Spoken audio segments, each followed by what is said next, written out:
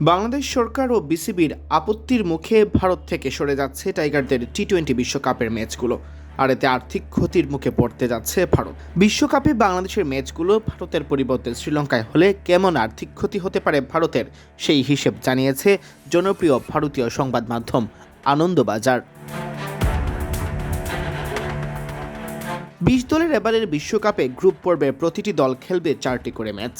বাংলাদেশের এই 4 ম্যাচের 3টি ছিল কলকাতার ইডেন গার্ডেন্সে। ভাষা, সংস্কৃতি সহ নানা দিক থেকে বাংলাদেশের সাথে মিল রয়েছে কলকাতার।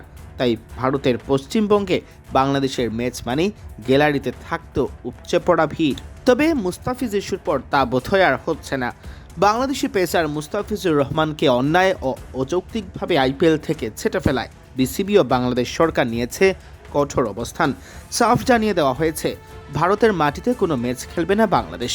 পাকিস্তানের মতো বিশ্বকাপের ম্যাচগুলো টাইগাররা খেলতে চায় নিরপেক্ষ ভেন্যু তথা শ্রীলঙ্কায়। বাংলাদেশের 3টি ম্যাচ কলকাতায় এবং 1টি ম্যাচ মুম্বাইয়ে হওয়ার কথা ছিল। আনন্দবাজার জানিয়েছে, বাংলাদেশের ম্যাচগুলোর যে টিকিট মূল্য ধরা হয়েছিল তাতে 7 থেকে 30 কোটি ভারতীয় রুপি ক্ষতি হবে শুধু টিকিট বাবদ, যা শুধু আইসিসিকেই নয়, বহন করতে হবে ভারতকেও। এছাড়া ম্যাচ ডে সারপ্লাস এবং স্থানীয় স্পন্সরশিপ ও হসপিটালিটি ডিমান্ড বাবদ হবে আরও অনেক লোকসান।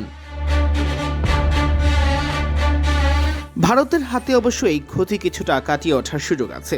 বাংলাদেশের ম্যাচগুলো শ্রীলঙ্কায় দিয়ে শ্রীলঙ্কায় হতে যাওয়া কিছু ম্যাচ ভারতে স্থানান্তর করলে দর্শকদের আক্ষেপটাও মিটতে পারে। তবে শ্রীলঙ্কায় মূলত দেওয়া হয়েছে স্বাগতিক ও পাকিস্তানের ম্যাচ, যেগুলো সরানোর সুযোগটাও কম।